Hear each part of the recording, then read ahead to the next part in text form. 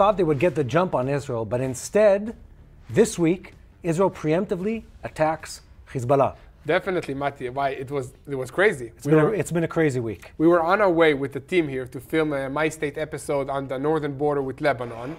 And this is my coffee, by the way. You wanted to steal it, thanks. And as we're driving up north, we hear reports of Israeli strikes on multiple Hezbollah targets, destroying 6,000 rocket launchers and drone facilities, bunkers that were supposed to launch attacks against Tel Aviv and against strategic assets in Israel. And basically, everything flipped. It's been amazing. And the IDF took the initiative. Finally, we've been waiting to do that instead of playing this, what's it, tit for tat? Tit for tat game, yeah. Because we've been waiting on the edge of our seats, literally and figuratively speaking, for weeks now, for Iran to respond for the assassination of Ismail Haniyeh inside Iran, and for Hezbollah to respond for the assassination of Fouad Shuker. Fouad. Fouad or Fouad? Fouad Shuker, I think. Fouad Shuker. They keep telling me to say whatever it is, he's been assassinated by Israel inside of Beirut. And we've been waiting and waiting and waiting for them to respond. And at the moment where Hezbollah thinks that they're going to get the jump on us, Israel preemptively strikes. And the news that morning was just... No, it was crazy. 100 airplanes at the same time coordinating an attack 15 minutes before they were supposed to launch the rockets at us. Just imagine that, okay. It's very hard to organize like a big army to launch a coordinated combined attack at anybody. Just think about trying to call 10 people to come for a barbecue at the same time. I mean, it's super hard. And launched a surprise attack at the same time while all the missiles are hidden under bushes in underground tunnels. So the IDF, with super specific intelligence, was able to catch these Hezbollah militants and operatives as they're taking the rocket launchers out of the bunkers, placing them, preparing to shoot them, targeting them, and boom, attacking them before they were able to fire at us. Tomer, our producer, is right in the background. Fouad. Okay, so now we know what the name is. Fouad Shuker. Okay, so Mati, if I wanted to support TBN Israel, or Israel in general, in this war against between truth and false and lies, what would be a good way that you recommend me to support this organization? I'm happy you asked that question. And let me just say, and I'm saying this is the audience and the audience and the audience, wherever they're looking on, whatever camera they're looking for, that the response from our audience has been amazing. Amazing. No, amazing. Definitely. It's blown us out of the water. And we don't have much water in Israel in any case. It's blown us out of the water. I've been so impressed by how much people care and respond to what we're doing. There's a link at the bottom of every video, at the bottom of every podcast, and on social media, where you can donate directly to the operations of TBN in Israel and help the podcast, the daily news, and every show we do here continue to grow and reach more people. Yeah, definitely. And improve, be more quality, and reach more people, which is the goal of what we do here. So I hope that you guys really like what we're doing. And this is how we operate. So we either operate through donations or through sponsorships, basically together. And we use this money in order to develop what we do here and share what is happening in Israel in this war. Yeah. And I just want to say we have a whole lot more of content that we want to create. Definitely. The ideas are... Yeah, we're just holding back because we need the money to They're piling up. We have a lot of creative ideas, a lot of content we want to get out there. And every dollar that is donated goes to something meaningful. Anyway, so let's frame this conversation. Today on the podcast, we're talking about the incredible, the amazing, the exciting story of how, once again, we were miraculously saved. Yes. And this time, we've been waiting for weeks for the response from Iran, from Hezbollah, and from any other proxy friend in the neighborhood. Yeah. And not only did the response not come, Israel knocked out a substantial amount of weapons that were about to be launched at the country. So in one motion, we did two things. We eliminated their ability to attack, and two, we switched the equation on the head. Because up till that moment, we were all waiting for them to respond, and then we'd retaliate. And it was always it was one sort of like punch, like a turn, like a checkmate or something. Taking turns like in a gentleman's like duel. Yeah. One guy fires, and I wait. Well, you fired. Now it's my turn, sir. And we're done with that. It's nice that the threats that the IDF, threatened Iran, saying that this time we will not respond and wait for you to attack us and then retaliate. This time, the moment that we see any movement before you launch a rocket or a missile or a drone at us, the IDF will retaliate severely. And that's what happened with Hezbollah. So it's a big signal to Iran. And also, of course, I mean, what we said last podcast, the Iranians waited for me to come home to Israel so that we can discuss this here and on the ground and not just like on YouTube and Zoom. So let's frame this conversation. And I think one, will go into the nitty gritties, but two, into the timeline. But let's, before that, even like frame this by saying that if we look at, let's say, October through December of last year, it took the IDF and the intelligence organizations weeks or months to close the information gap that we had on October 7th. Before we entered the Gaza Strip, we stalled for several weeks. Part of it was gathering the forces on the border, but another part was building the intelligence image of what was happening inside the Gaza Strip. Because when it broke out on October 7th, we were lacking a lot of information. The same can be said about Hezbollah. The same can be said about Iran. The same can be said about the Houthis. We didn't have the ability, I don't know what information existed, but we didn't have the ability to respond like that. For those who are listening, I'm snapping my fingers to say immediately. And now, just to show how quick the turnaround is on the information side of things, the hour before Hezbollah is about to launch their attack, we already know where they're going to launch the attack from, how many launchers they have, all the secret and hidden and unknown launchers that they thought no one knew about. We already had them mapped out. We already distributed the targets to all the fighter jets who are going on this. We already notified all our allies in the region. We already had time to build the entire strategy and plan and rehearse and model it and still preemptively strike accurately. Even we had like a meeting of the security cabinet in the middle of the night approving the IDF's operations. So these operations and these targets were on the table already. They were prepared, so they just were ready to be taken out of the shelf, get the approval of the Prime Minister and the Defense Minister, and boom, like an hour later, launch the attack. So I'd say, so this is, in my mind, this is a huge improvement in the ability to plan and to execute and to gather intelligence and disseminate that intelligence. And we've seen that repeatedly, sort of in an ever-increasing quality of operations. Multiple targets at once. Multiple targets way beyond the boundaries of what you used to typically bomb. Multiple in-depth attacks in one night, or many of them sometimes at the same time.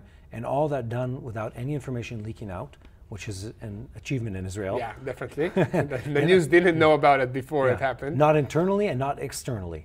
So we're doing very, very well on that. I think it's a badge of honor for everyone in our government and everyone in our security apparatus in the sense of how that was done. But let's, before we go into the details of this. You don't want to go hour by hour? Before we go hour by hour, you were there, Yair.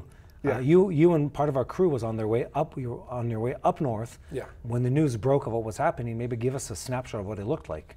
Okay, so I remember it was like 5 in the morning, and the crew was scheduled to pick me up on the way to the north, and I get text from our producer telling us, you know that there is a major escalation in the north with everything that's going on, just so you know.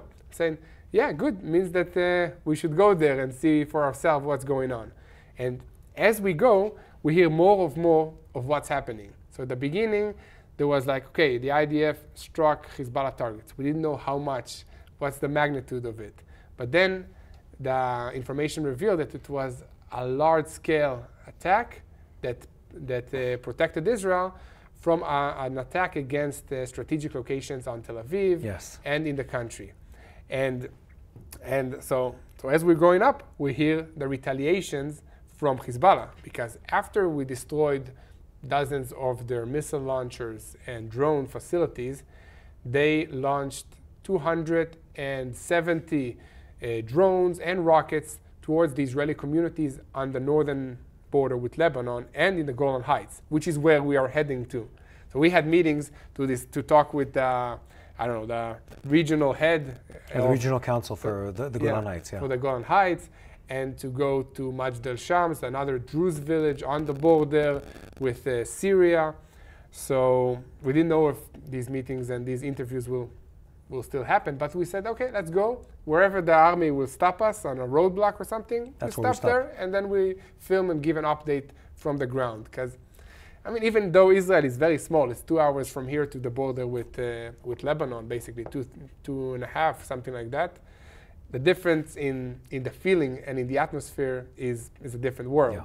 I mean, being here, you can go on with your life while there is a war raging 3 hours in the north. So we drove up. We get reports on the way of this community was hit, this community, there's bombs. We have friends there that sends us video of the explosions, of the Iron Dome anti-rocket defense systems, destroying the projectiles in the air. Intercepting them. Yeah. But let me frame something for our listeners and our viewers. So the war's been contained up till now. There have been unwritten rules of what it was. Hezbollah had effectively removed or evacuated much of the northern communities in northern Israel, but they haven't been firing towards central Israel. That hasn't been happening.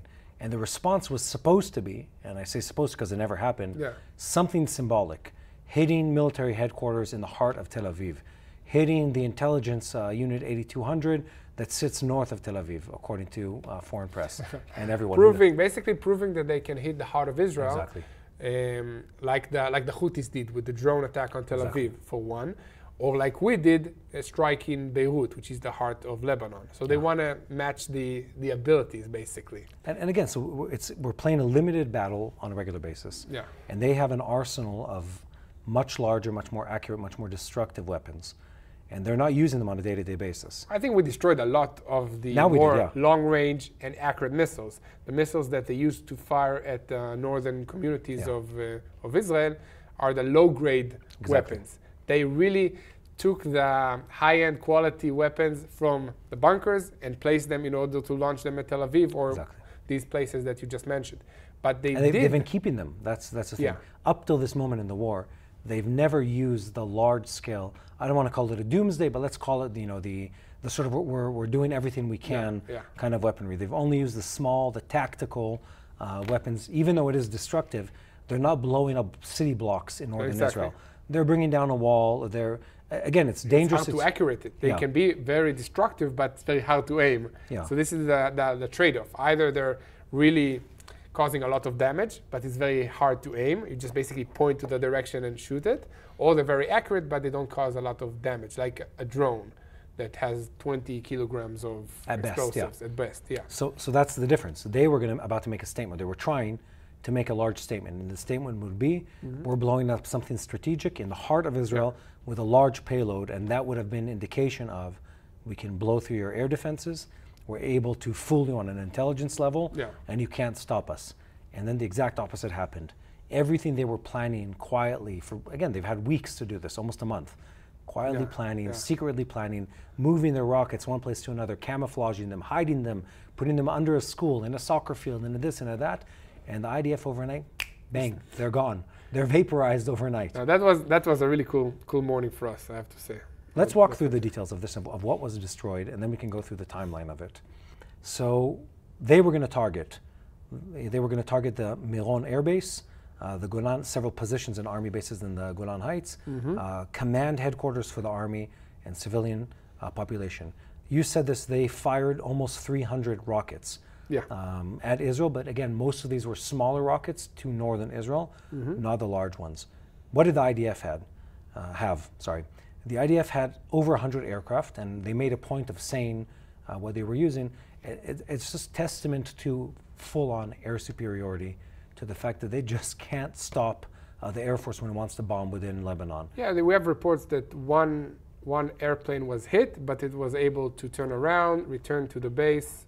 I didn't hear that. I didn't know that was like only one out of 100, and it wasn't like, it might be even like a technical malfunction and not a hit or something like that.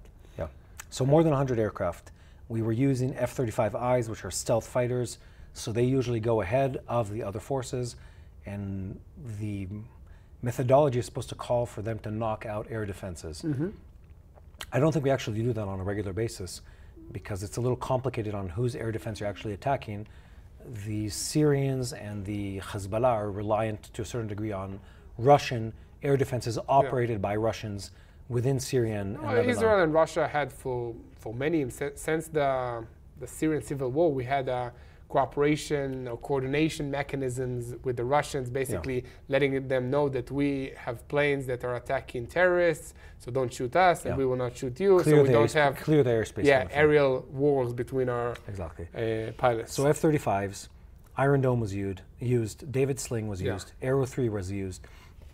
And again, we talked about this in the past. You can, hopefully someone will put up a thumbnail of a previous episode we did on the multi-layered air defense system we have.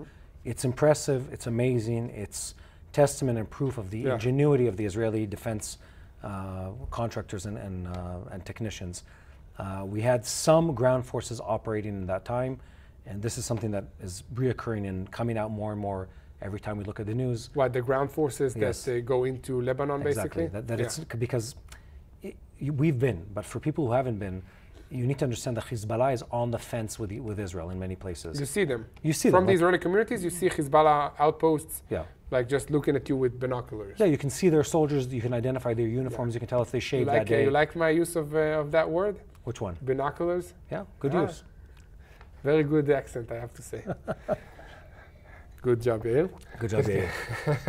Anyway, so we had that. So some ground forces, naval support, and again, we're doing a lot of things on the cyber, the air traffic control, the controlling the airspace, and also mitigating for rockets. Let's go on like an hour by hour, and then we can basically cover the whole thing. I'll do a few, you do a few. Okay, so it's August 24. Okay, 24 of August. This is before the conflict began. At 10 p.m., Israeli intelligence detects unusual activity in southern Lebanon. Satellite imagery shows movements of suspected missile launchers.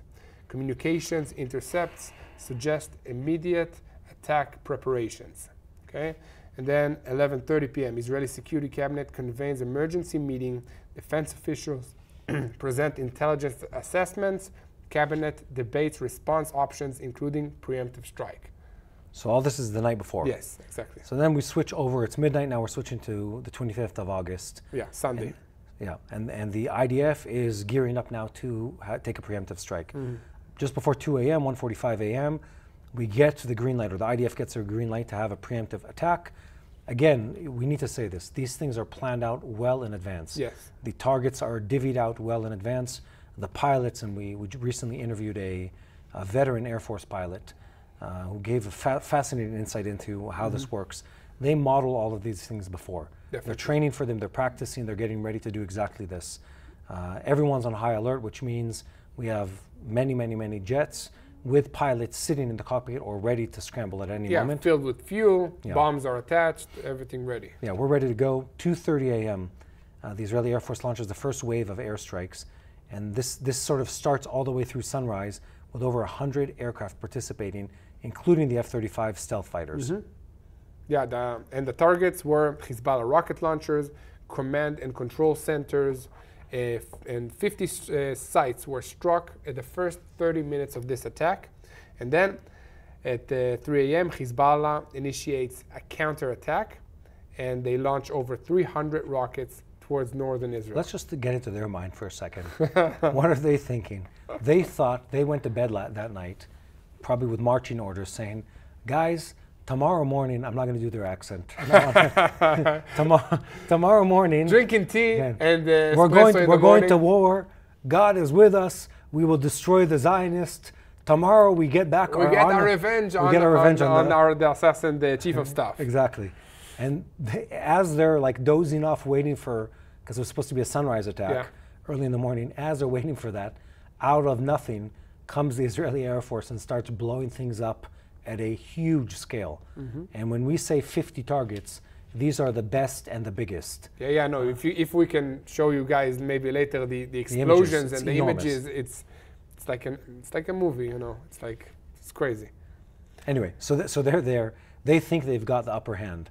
And in the middle of the night, before they even sort of, wash off their faces and brush their teeth, hopefully, for the next day's, skirmish, they get knocked out of their beds, their targets are blown up, and all of this sort of happens as a complete surprise to them. They thought we didn't know. They thought they had done it under our nose. They thought they had done it in a secretive way, only to find out, and this is very substantial, that we know everything that's happening. We know where their targets are. We have intel on the inside of the organizations, and everything they've been working very hard, and they do work very hard at this, and they're quite good at this historically speaking. Every information they thought they had under, kept under lids or as a secret, we know. Yeah, and I think this is like an example of the ability of the Israeli Mossad, the Israeli intelligence agencies, to penetrate inside Hezbollah, inside Iran, because like it was revealed that the Islamic Revolutionary Guard's core members helped Israel to assassinate Israel Haniyeh. So potentially we have also good spies in Hezbollah. I hope so. Yeah, I think that this will be revealed later, and I think that Hezbollah is now freaking out, looking eternally who can they trust, because since the beginning of the war, the IDF has been destroying and terminating their leadership. So they need to appoint new guys, and then how well do you trust this guy? And this is the situation and what's going on in the minds of Hassan Nasrallah and the rest. I'm running through my head the skit of what it looks like when every time you get appointed, it's just I don't want to mock the loss of life, but we're getting so good at it at knocking out Hezbollah leadership that they're just going down the totem pole to the point of like it's the guy that was recruited 2 weeks ago who's now might be concerned that he's going to be next on the target list. No, and just imagine Nasrallah. Okay, so he's the head of the organization for many years, and now he needs to deal with these, low-ranked, unexperienced commanders. And all his high-ranking officers, they're gone. And let's get into their mind for a second. Nasrallah has been exceptional at hiding from Israel. Yeah. And also there's been enough of a balance of power for Israel not to take him out, because we know there have been chances in the past. Yeah. It's come out several times. But now he's hiding in a bunker somewhere, and every time he's about to call Ahmed or Fuad or one of his other executives, they're like, actually, Fuad can't come to work today or tomorrow because he's no longer with us. So his assistant, his cousin, so-and-so, now he's commander. And he's thinking to himself, okay, and then that happens again the next week, and again the next week. That is demoralizing.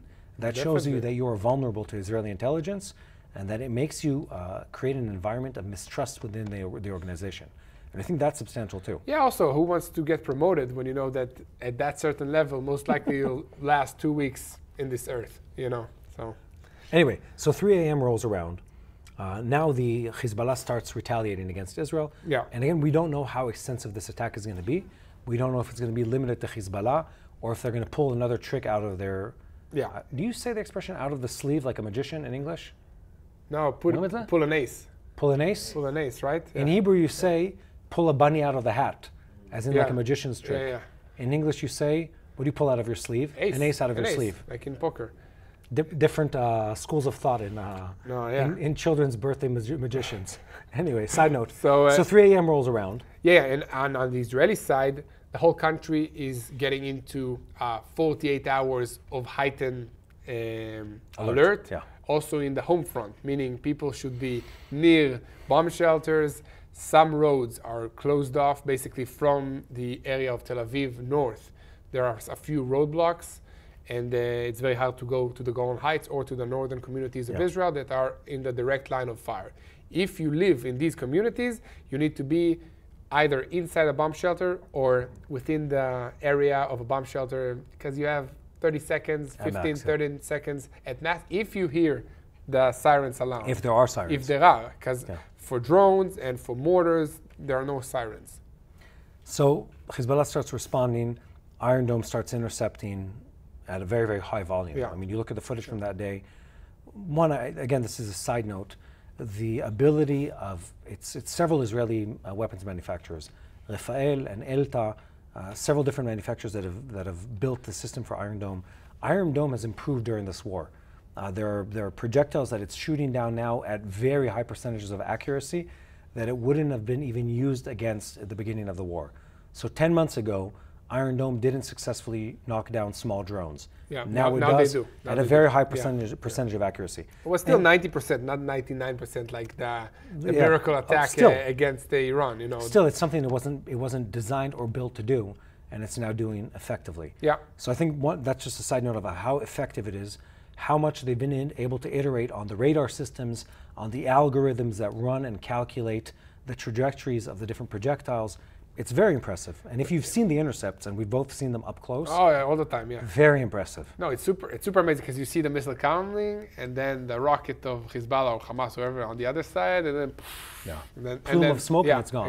Exactly, and not much debris also. It's not like it's dropping a lot of particles. It's relatively small, which people might not know. The Iron Dome is quite a small projectile or interceptor. Yeah, definitely. But it's very expensive. Yes, that's relatively speaking. It's very cheap for what it is. It's very expensive. Saving life, Very expensive compared to a pipe with explosives in it. Yeah, with some agricultural chemicals that fire towards the direction and nails. Anyway, so it's 3:30 a.m. We're intercepting Iron Dome, David Sling, a lot of successful intercepts, and then it's 4 a.m. We have initial damage reports coming from several places around Israel. Casualties, like 3 Israeli civilians were killed in Kiryat Shmona by direct rocket hit. Hezbollah claims destruction of a radar installation at the Meron Air Base. This is an IDF base in the north. Okay. 4:30, IDF ground forces begin limited border operations, meaning special forces units cross into Lebanon to neutralize the launch sites. This is like super cool because like crossing the border with commando units to make sure that these launch sites are destroyed. It sounds like, well, we know it's been happening for a while. Yeah, but this is, I think the IDF's been very careful in saying this publicly. Yeah. Where now it seems that it's sort of like the pattern's becoming clear and also publicly known, where every time we attack inside Lebanon or Hezbollah, there's a real and substantial presence of special forces on the ground inside Lebanon that are taking out Hezbollah positions. Yeah, I think this is something that we learn in this war, that it's impossible to fight a war only from the air. Yeah. It just doesn't work. We've seen it with Hamas. That's one of the lessons of the Second Lebanon War, 2006. Well, we also have been fighting against Hamas for, I don't know, a few operations straight only from the air. And then we saw that they just kept growing and kept growing. I had a pun and not deterred. I had a pun for you. What? In the 2006 Lebanon War, Second Lebanon War, we learned that boots on the ground are necessary if you want to take out Hezbollah. That's a pun because Yair's daily newscast is called Boots on the Ground. Oh, thank you, Mati, for this. Anyway, so we continue. So they attack the Good Meron. dad jokes. Yeah, well, both dads, so we can afford it. So they take at the Meron Air Base. Then we have a limited ground force sort of operation inside it. And again, so let's frame this ongoing low-scale battle that's been happening. It's a lot of accurate rockets or missiles that are being used. Much of what Hezbollah has been doing is not the rockets that they're firing at Kiryat Shmona and other northern communities, it's the anti-tank missiles that they're firing, because that's where they get the pinpoint accuracy. Yeah. They're using Russian third-generation anti-tank missiles, Kornet and other variants of that missile, which they're small explosive heads, but you can send them through a window at 5 miles of range for the long version variant of it. And there's not really a way to intercept these missiles. Yeah. It's very hard to stop them. They fly quite quickly, and the Hezbollah operators are quite accurate and adept at using them. So they've been using a lot of that. So if you really want to push them back and prevent them from taking out military installations, vehicles traveling on the roads, civilian sort of like, let's call it strategic or important positions, you have to enter in to take out the known positions of those forces. No, and you also have to create kind of no man's zone or security perimeter between the civilians of Israel and the Hezbollah operatives, because at the moment you have Israeli communities that we just visited now, and you are in a person's house, and on the other side, basically just on the other mountain in front of you, you have Lebanon or Hezbollah positions. So it's impossible to protect the citizens without any time to organize, to regroup, to see movements. So this is something that we have to change. And that's what, it was supposed to be the United Nations with the peacekeepers, but that never happened, That's a sad joke, that's what that is. Yeah, definitely. The peacekeepers are, much of the time, they're hiding inside of Israel. I know. Because they're afraid of Hezbollah. Most of the time. And this is not hearsay, I've seen them with my own eyes. Yeah, I've seen them at coffee shops, at Kofi Annan. Yeah, definitely. They're hiding inside of Israel because they don't want to be inside of Lebanon. And we have better pizza and a coffee. Well, I haven't had any pizza or coffee inside Lebanon, so I can't answer to that personally. True. That's true. Anyway, so 5 a.m. rolls around. It's Hezbollah is launching the second wave of attacks. They're using longer-range missiles. They're targeting. They're trying to get something that they can frame as a victory or a substantial achievement. Yes, definitely. And they're not able to. They sent a bunch of drone swarms to try to get the Northern Command, Israeli IDF Northern Command. They fail. 5:30. They got one hit on the air traffic control base in Miron. Yeah, and temporarily disrupted the operations of this network. It's not the first time it's happened in the war. And again, for those of you who are not familiar with military installations inside of Israel, this isn't a small target. It's an enormous target that you can see from probably 10, 15 miles away in almost every direction. It's not very hard to hit this target that's big white on top of a mountain. Yeah, definitely. You can see the visuals of it. It's a huge target. Yeah, definitely. And then 6 a.m., Israel expands the air campaign, strikes on Hezbollah offices in Beirut suburbs, meaning like a long attack inside the heart of Lebanon, not just on the border, and then targeting of weapon stockpiles in the Bekaa Valley, which is another area inside Lebanon that Hezbollah uses to hide its weapons. 8, Hezbollah leader Hassan Nasrallah releases audio message, claims great victory against the Zionist aggression. So great that it's a recording that was done when he was hiding in a bunker. Great victory. Yeah, for sure. Show of confidence. Let me translate. The subtitles actually say underneath his recording, they say, actually, guys, can we do this some another day? I have a stomach ache today. I can't come to war. Well, Hezbollah early on in that day realizes they're not coming out of the ground if they want to survive on that day. Yeah, that whatever they were trying to do and however they were trying to do it, that push is over and they're done. Yeah, they're done for now. So they tone down the discourse. Their threats are we won, but actually we'd rather do this another time. The Iranians don't intervene. The whole thing sort of fizzles out relatively quickly. Yeah, it was really fast. You know, we were driving and it was like, okay, maybe they won't let us go up, maybe that. And then these announcements came and we got like reports on the Israeli radio saying that, okay, Hezbollah said that they succeeded and the hostilities will cease for now. Yeah. So everything can resume and go back to normal. So imagine, like, within, 8 hours from the beginning till the end, Israel went into super heightened tension and then into back to normal, get ready for school kind of mentality. Yeah. Which is crazy in itself, just that the civilian community, the military, and Israel can shift just like that from super heightened alert into business as usual. Almost. And what's important to say, and I'll give the Cliff Note version so we don't run too long with this hour by hour play. What happens is Hezbollah stops with the missile launches and they stop with the drone attacks when they realize that most of them are being intercepted on the way. And then there are several other smaller attempts during the day of Hezbollah launching a small cyber attack, Hezbollah trying to get a small unit across the border. They're trying to get something, an image of a Hezbollah unit waving a Hezbollah flag inside of Israel or on the Israeli side of the border.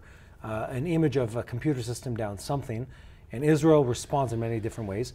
And at the same time, again, this is all with the backdrop of the Americans have amassed a substantial amount of forces in this region. Crazy amount, yeah. Israel's amassed a lot of forces on the border with Hezbollah. And the IDF announces that very morning, because of things heating up, we're bringing in even more reservists and more units and more armored vehicles to Lebanon, to the border, which is signaling to Hezbollah, this might not end with a small movement. We might push through the border today. And we have the forces and the vehicles and the ability to, and the green light from the government to do that. To do this today. And the backing of the international community to protect us against a wide-scale escalation that includes Iran, the Houthis, and Iranian militias in Iraq and Syria. Yeah. Because we have British forces in this region, we have American forces, we have basically all the allies in this region prepared to defend Israel against an Iranian large-scale attack. Yeah.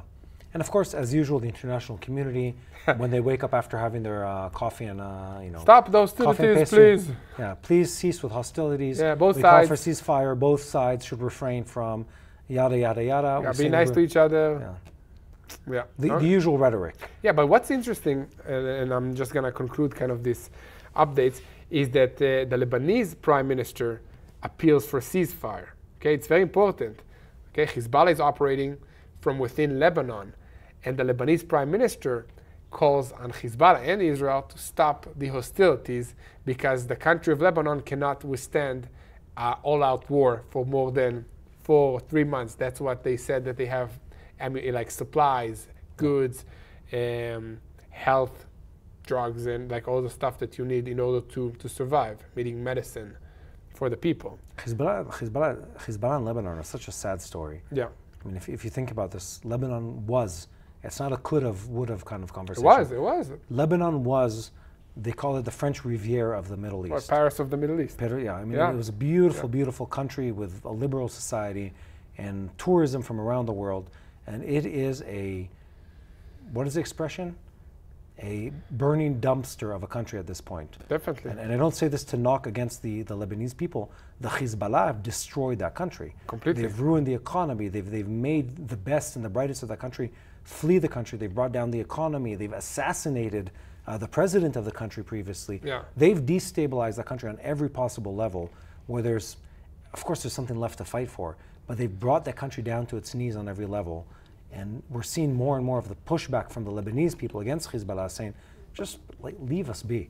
Enough of your help, quote unquote, to and the it's Lebanese also not people. for the Lebanese people. They feel and they know that it's Iran telling Hezbollah what to do, and at their expense. And fighting on their own soil. Exactly, and pushing them back. And they don't have a system that can provide education, health, finance like in Israel. So we have like tens of thousands of refugees, but we take care of them. It's also a burden on the economy, but we take care of the people. They do not have that same ability. That's true. We talked about this in the previous podcast, where in an incredible way, and just it's a show of strength and resilience for Israel. Even though we've been at war for almost a year, the economy of this country is still working, and people aren't, they're suffering financially. People aren't running hungry. People, even those who have been evacuated from their homes, they're not living in tents, they're living in hotels. Even though people have lost jobs, the government is covering the costs of their financial losses. They're paying handsomely to people in reserves. Opening schools in the Opening Dead new Sea. school, In the Dead Sea, schools, yeah. New Now school. the school year is about to start on Sunday. Yeah. Of course, there's talks now about where should we open, where should we not, but the school year is about to open, and people are about to start their lives as if there is no war. Just life goes on here. Yeah. I think that's really American. So that's in Israel. In Lebanon, the case is entirely different. Yeah. When we had 80,000 to 90,000 people evacuated from northern Israel, the Lebanese had the same thing, but at a greater number. I think it was 120 or 120 or 130,000 that fled from the several kilometers bordering with Israel with anticipation of the attack. Most of those haven't returned home yet, from what I've heard. Yeah. Which means there's a large population that have fled from southern Lebanon into other areas of the country or out of the country. And what we've seen in these conflicts, that oftentimes when people flee, they don't come back. Yeah. Either the house is destroyed or they don't have any confidence. They have no incentive to come back and no confidence to come back to that place. And also one thing that's very important is that, like in the Gaza Strip, before the IDF conducts an operation, an offensive, in a territory that is also civilian, we tell the people, we tell them to move from South Lebanon because we're about to launch an attack against Hezbollah, which is a terrorist organization, against their launching facilities, against their bunkers. So Hezbollah, like Hamas, is using civilian infrastructure like hotels, schools, houses. Soccer fields, yeah. In order to launch drones, rockets against us. There's this very amusing, repetitive sort of event where Israeli intelligence will leak to international press the presence of, and it'll be an insane number, 10,000 rockets hidden in a stadium somewhere in Lebanon. In the airport or something. In the airport, in one of their hangars. And a week and a half later, it's an extended period of time later, the Lebanese will take other press, and you can clearly tell that the place has been cleared out of a bunch of equipment, and say there is no rockets there's here. nothing here. Those Zionist liars, and it's so clear that it was there. And the same thing happened. It was a soccer field somewhere in Lebanon, right? Or was it the airport this time? I think it was the airport. This time it was the airport. Yeah. And the same thing happened a couple months back, where Israel just publicly says Hezbollah is hiding weapons within civilian population. Yeah, this airport will be a target for Israeli strikes because we have proof that you have weapons in it. And then they moved all the weapons. Suddenly you see the convoys of trucks. Trucks moving out of the airport. As they're running with the bundles of rockets in their hands. You liars, we don't have anything. Anyway, so in true Middle Eastern fashion, 24 hours after this whole thing starts, both sides declare that they win. Both the Israeli government and Hezbollah say we won. And so the Prime Minister Netanyahu says, we've achieved our objectives and restored deterrence. And Hezbollah says, again in a recording from a bunker, the resistance has stood firm against Zionist aggression. Of course, it was Zionist aggression attacking what they were planning to do to our country. Yeah, definitely. So all of that to summarize, this has been a very substantial, positive turn of events for Israel. Yeah. Again, when we zoom out to geopolitics of this region needs a projection of power. It's looking for a projection of stability. It's looking for Israel to decisively, clearly, publicly, on an ongoing basis, be victorious against Hamas, Hezbollah, and deter the Iranians. Yeah. We have to. We have to. There's no other choice. I mean, we won't survive. Let's say there is another choice. The other choice is not being decisive and not being clear. And without that decisiveness and clarity, people will say, well, are you able to finish this? Are you able to be victorious? Yeah. We need it to be clear. They need to be on the floor without the ability to get up. And we need to be standing, posing as if we just we won the match. Because it needs to be clear to everyone who looks at this in a snapshot that we were victorious against Hezbollah. We were victorious against Hamas and everything they have in their arsenal. And so far, this week shows that. Yeah, exactly. So, Mati, we need to say a few words about our sponsor for this program. Let's do that. Okay. Their name is Divine Health. And what they do is they provide food supplements that gives you basically everything that you need. We're not as young as we used to be. Far from you it, for sure are not. I agree. So, and listen, especially in life, it's very hard. You wake up, and according to the modern medicine, you need like a multiple amount of vegetables at different colors every day, and like a bunch of eggs that you need to make. It's hard to eat like 20 eggs every morning. People say you'll be fine and healthy and preemptively take care of your health if you do all of this every day. I was like, how am I going to do that? Well, now they have the answer.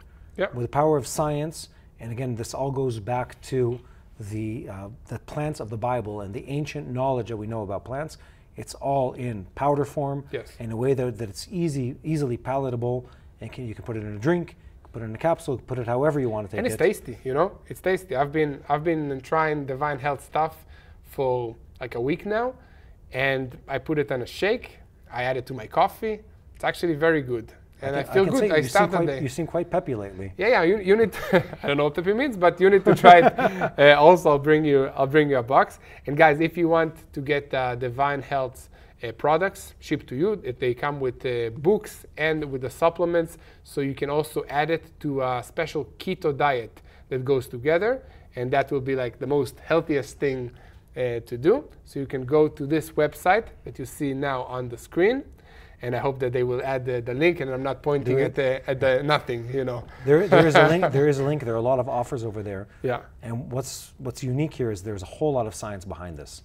Dr. Colbert, who's the founder of this company, there's a pile of books, and I say this in a positive way, with a whole lot of science and a whole lot of research and a whole lot of thought behind this product. And we think, and this is why we're working together with them, we think this is something that will be good for our viewers. Yeah. You can find the link on the bottom of every video with a direct link that helps keep the show running and also helps you get the best deal from Divine Health. Definitely. I think it's a win-win.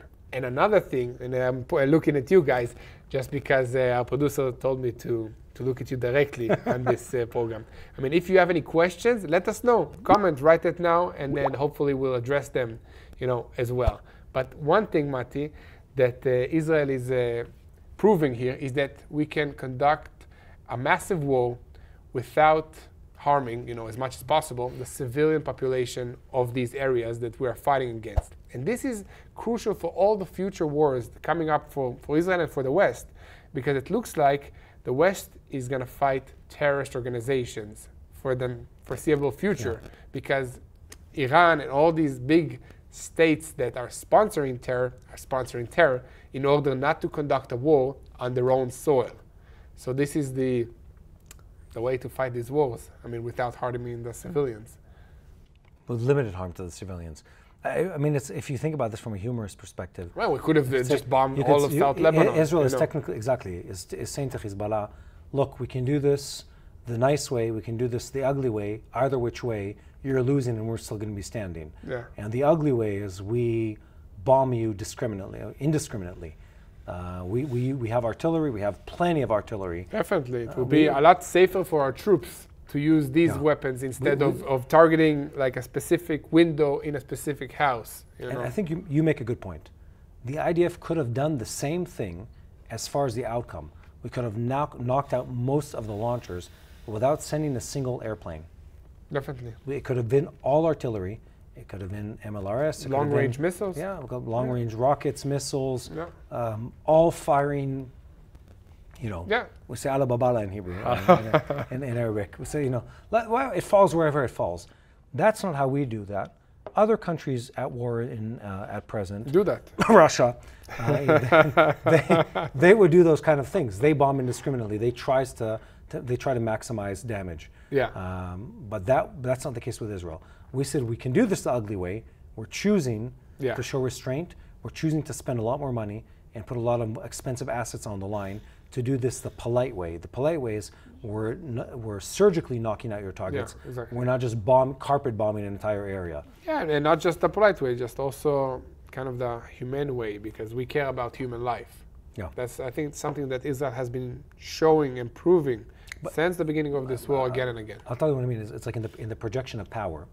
It's one thing if you go into a boxing match and both sides are like bloody and sweaty at the end of it, but one of them is victorious. But if one of them is wearing a suit and doesn't have to get dirty and sweaty and still beats the other side, it's a bigger projection of power. So the IDF says, like, look, we didn't even have to bring out our ugly weaponry. We did this accurately, we did this surgically, we did this with very limited damage to civilian infrastructure and civilian life. Yeah. And we still dealt you a blow that you didn't see coming. Yeah. And if we need, we'll do this also the ugly way. We can, yeah. Definitely we can. And we always have the ability to do that if all things go sideways, but hopefully that will not come to fruition. So let's end on like a hopeful note here. So we talked about one, it's been a uplifting, morale boosting week on multiple fronts. And again, there's another, we didn't talk about this. What? There is an Israeli hostage that was released. That was liberated, yes. Yeah, from Hamas captivity. It was a crazy underground operation. I think we need to do a full podcast on that, but just to let you guys know that the prayers work, and praying for the hostages, praying for the defense of Israel works. So thank you for praying for us, and keep praying. And an Israeli hostage was released alive. He spent almost 10 months in an underground tunnel of Hamas. And when the IDF forces went into that tunnel to release him, they found him alone because the Hamas terrorists escaped and left him in that room. So he was reunited with his family. He's an Israeli Muslim that was kidnapped by Hamas on October 7. Okay, he worked at an Israeli kibbutz and was kidnapped by Hamas terrorists into the Gaza Strip. So just an important note, Hamas is kidnapping also Muslims, not just Jewish people. They don't care. They've intentionally, this is important to say, I think we've mentioned this before, but they intentionally target or intentionally killed Bedouins and Israeli Arabs on the day of October 7th. Knowing full well that they were Muslims and knowing full well that they were of Arab ethnicity. This guy was a Bedouin. The guy's it's almost a year in captivity. Yeah, 11 months. Yeah, 11 months. Almost 11 months. He spent almost a year in captivity, was freed. And what's interesting is the way they're being liberated, because it's the third time it's happened in 2 weeks. Yeah. Where the IDF, it doesn't have clear intelligence on where these people are. They know that in the area. Yes. Area could be neighborhood. Area could which is like a lot of people. It's endless amount of area to search. And an endless amount of tunnels. Of places to hide somebody.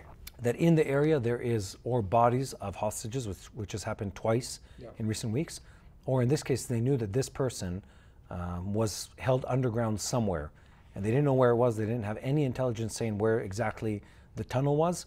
And so again, to show the sanctity of life to the Israeli army and the Israeli people, it's an entire regiment of the Israeli army stops everything they're doing, and they start digging in the ground, and they're using GPR, ground penetrating radar, and other secretive technologies to try to pinpoint the different tunnels and then they're surgically, slowly, carefully going through, in his case, multiple blast doors, because he was held by terrorists up to a couple hours before he was rescued. Yeah. And it's important to say that these tunnels are like super booby-trapped. Yeah. It's super complicated. It's not just, a tunnel. It's cement with blast doors that have places for your weapon that you can fire at the IDF troops without being hit, in response. These doors are protected against water, against gas, and other measures in order to protect. They have underground sewage systems, underground air ventilation systems, in order to have the terrorists and the hostages there alive for many, many, many months. For going on a year at this point. Yeah. Anyway, so I think that's a big piece of good news. So what he said, just before we conclude, is that he said that it was super hard to stay there because they were treating him very bad. Hamas was treating the Israeli hostage very bad. Even though they knew he was a Muslim from an ethnic minority within Israel called the Bedouin community. Exactly. Yeah. And he said that one of the hardest things was not seeing sunlight for almost the entire 10 months. Yeah. Okay, so I can't imagine. This is the situation. So, ending on a positive note, Mati. Okay, prayer works. The IDF is very strong and capable, and proved it again. And the hostages are still alive, so there's still hope to get more of them back to Israel. Yeah. And we need to unite in prayer, share the truth of what is happening here in Israel in this conflict with anybody, because the world doesn't share and doesn't know what's happening here for real. And that's one of the reasons, I think, that all these university students are chanting from the river to the sea, because most of them, they have no idea. I want to believe they just don't know. No idea. I mean, they're not evil in mind, they just don't know. And if you don't know and you hear something that is a lie, it becomes your truth. So help us by subscribing, by sharing these videos, and watching us more on other social media platforms. Just type TBN Israel, and we are working very hard to giving you the truth from the ground, from this neighborhood, and from this podcast. I'll end on a high note. Yeah. So we say in Hebrew, Am Yisrael Chai, the people of Israel live. Yeah. The God of Israel lives. This has been an uplifting week on multiple fronts, both on eliminating and preemptively striking our enemies, and inspiring hope in the heart of this nation, in freeing yet another one of the hostages held in the pit of hell inside of Gaza, bringing him out to freedom. All positive events, and the future is positive. Definitely. And we want to end with a thank you to our viewers. I'll say this to the camera. If you've stuck around so far till Yair and I jabbering endlessly, thank you. Make sure to do this again. Make sure you subscribe. Make sure you share. Make sure you like on whatever platform this is, because it means a lot to us. Yeah, definitely. I think this is it, Yair. Yeah, thanks for another episode, Mati. Every week. And thank you guys for staying with us. Thanks for supporting Israel. Thanks for understanding and wanting to know the truth of what is happening here in Jerusalem, here in this land. And keep praying for the peace of Jerusalem. Amen to that. Hello, this is Mati here in Jerusalem with TBN Israel. This is Yair Pinto from TBN Israel here in Jerusalem. TBN Israel is keeping viewers informed with Israel-focused news, culture, and what God is doing in this land. Support TBN Israel today on